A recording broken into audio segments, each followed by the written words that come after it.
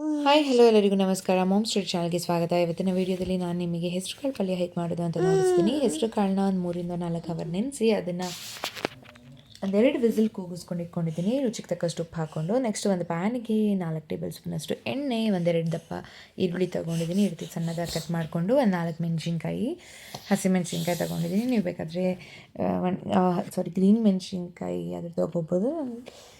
ಒಣಗಿದ ಮೆಣಸಿನ್ಕಾಯಿನ ಯೂಸ್ ಮಾಡಿದ್ದೀನಿ.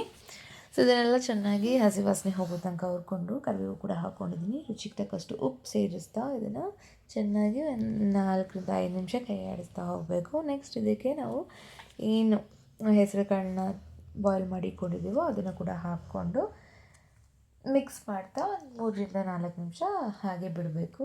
ನಂತರ ಇದಕ್ಕೆ ಕೊತ್ತಂಬರಿ ಸೊಪ್ಪನ್ನ ಹಾಕ್ಕೊಳ್ಬೇಕು. ಟೇಸ್ಟಿಯಾದಂಥ ಹೆಸರುಕಾಳು ಪಲ್ಯ ರೆಡಿ ಆಗುತ್ತೆ. ಇದನ್ನು ನೀವು ಮುದ್ದೆ ಜೊತೆ ಅಥವಾ ಅನ್ನದ ಜೊತೆ ಕೂಡ ನೆಂಚ್ಕೊತ ತಿನ್ಬೋದು. ಮಕ್ಕಳಿಗಂತೂ ಸಿಕ್ಕಾಪಟ್ಟೆ ಇಷ್ಟ ಆಗುತ್ತೆ. ಇದನ್ನು ಒಂದು ಸತಿ ಮಾಡಿಕೊಡಿ, ಅವರೇ ನಿಮಗೆ ಪದೇ ಪದೇ ಬೇಕು ಮಾಡಿಕೊಡಿ ಅಂತ ಕೇಳ್ತಾರೆ.